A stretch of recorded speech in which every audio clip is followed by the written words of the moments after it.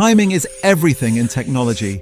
You can have the smartest engineers, the biggest budget, the strongest brand on earth, and still fail spectacularly. Because you showed up too early, or worse, too late. Today, we're looking at tech giants that didn't lose because their ideas were bad. They lost because timing killed them, and the first one should have won. In the late 1990s and early 2000s, Yahoo wasn't just a company. It was the internet. Search, email, news, finance, sports, messaging. If you went online, chances are you went through Yahoo first. By the year 2000, Yahoo had over 1 billion users worldwide. Its market valuation peaked at $125 billion. To put that into perspective, Yahoo was worth more than Disney, McDonald's, Coca-Cola, and Boeing combined. And yet, it all slipped away. Yahoo wasn't beaten by lack of opportunity, it was beaten by indecision. In 1998, two Stanford students named Larry Page and Sergey Brin offered their search technology to Yahoo. Yahoo declined. Instead, Yahoo outsourced search to Google. Google powered Yahoo's search results, while quietly learning how users behaved, how advertising worked, and how to scale. By the time Yahoo realized search was the core of the internet, Google had already won. Then came social media. In 2006, Yahoo had the chance to buy Facebook for $1 billion. Negotiations were nearly complete. Yahoo hesitated. They wanted the price lower. Mark Zuckerberg walked away.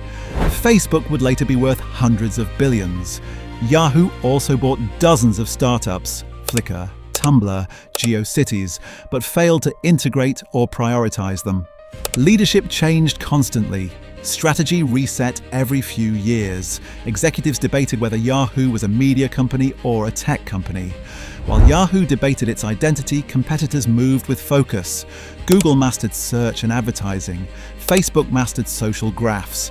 Amazon mastered infrastructure. Yahoo tried to do everything and mastered nothing.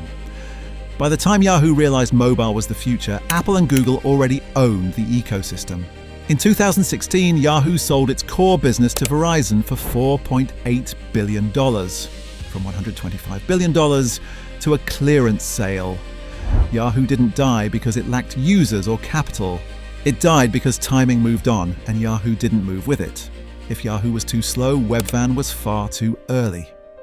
In 1999, Webvan promised something revolutionary. Groceries delivered to your door within 30 minutes. Today, that sounds normal.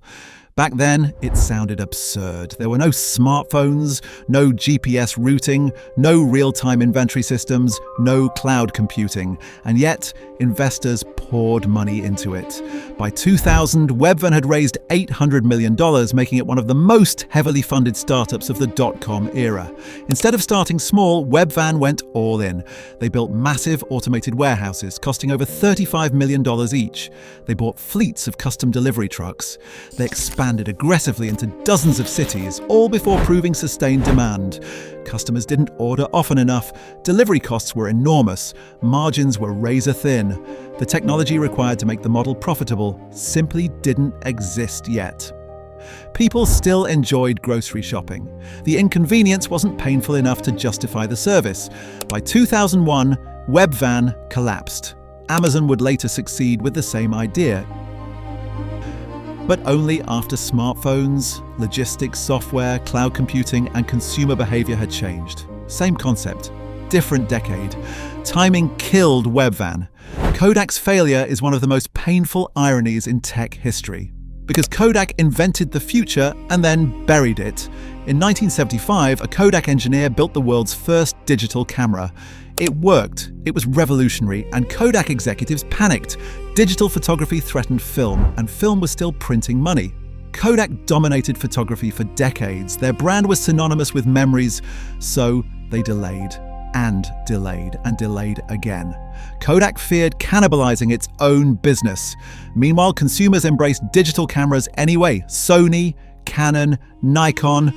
By the time Kodak entered the digital market seriously, margins were already shrinking. Then smartphones arrived. Suddenly, everyone had a camera in their pocket. Digital cameras declined. Film collapsed. Kodak had nothing left to protect. In 2012, Kodak filed for bankruptcy. They didn't lose because they lacked innovation. They lost because they waited for the perfect moment. The market doesn't wait. In the mid-2000s, MySpace ruled social media. It was chaotic, loud, customizable, and absolutely dominant. Musicians built careers on it. Teenagers lived on it. Brands rushed in. Then Facebook arrived. Facebook wasn't cooler. It wasn't more creative. It was cleaner, faster, focused. While MySpace embraced chaos, Facebook embraced structure. MySpace had millions of users, but Facebook had timing. In 2006, News Corp bought MySpace for $580 million.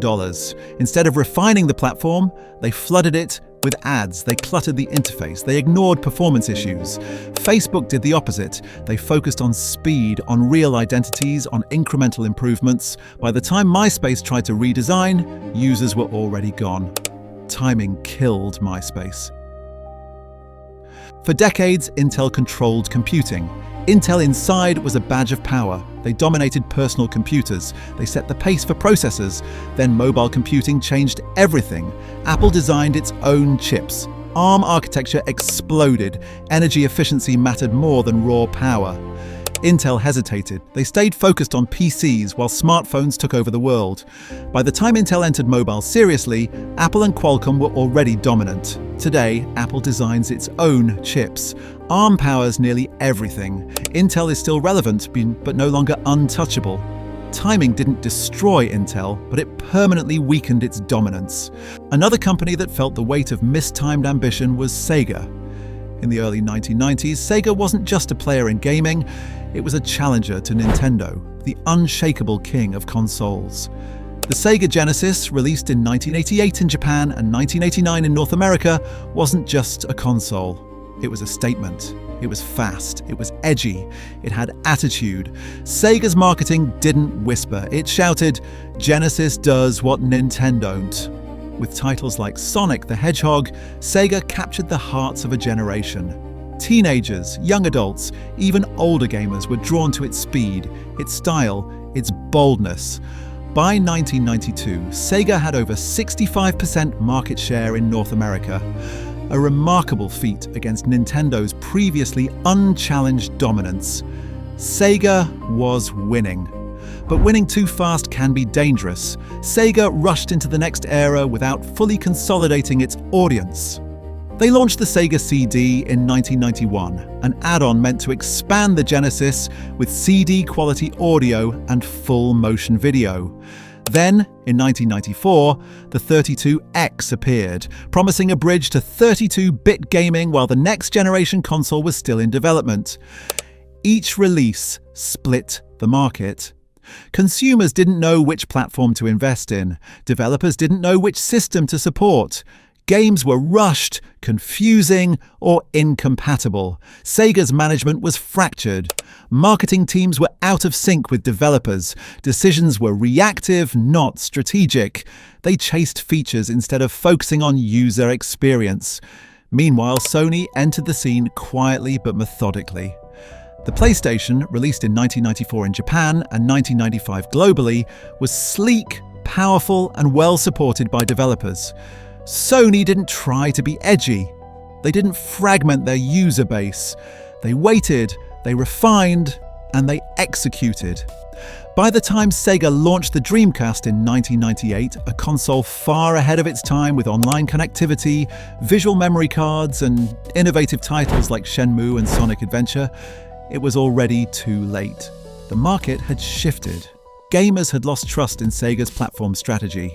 Retailers were hesitant to stock Dreamcast in large numbers. Sony's PlayStation 2 was looming on the horizon, backed by the Blu-ray format, massive third-party support, and global brand trust. Despite the Dreamcast's technological innovation, Sega couldn't recover. Financial losses mounted. Executives scrambled to compete. By 2001, Sega announced it was exiting the console business entirely, pivoting to software development for other platforms. Sega had brilliance, innovation, and a loyal fan base. What it lacked was timing, patience, and market insight. They tried to outrun the competition instead of building sustainable momentum. The lesson is clear. Innovation alone doesn't guarantee survival. Even when you're first, too many missteps at the wrong moments can cost everything. Different companies, different eras, same mistake. They were too early or too late, or frozen in between. Technology doesn't reward effort, it doesn't reward money, and it doesn't care about yesterday's success, it rewards timing. You have to arrive when users are ready, not before and not after. Miss that window and even giants fall. If you enjoyed this breakdown, subscribe. More stories like this are coming, because in tech, timing doesn't forgive. Cheers.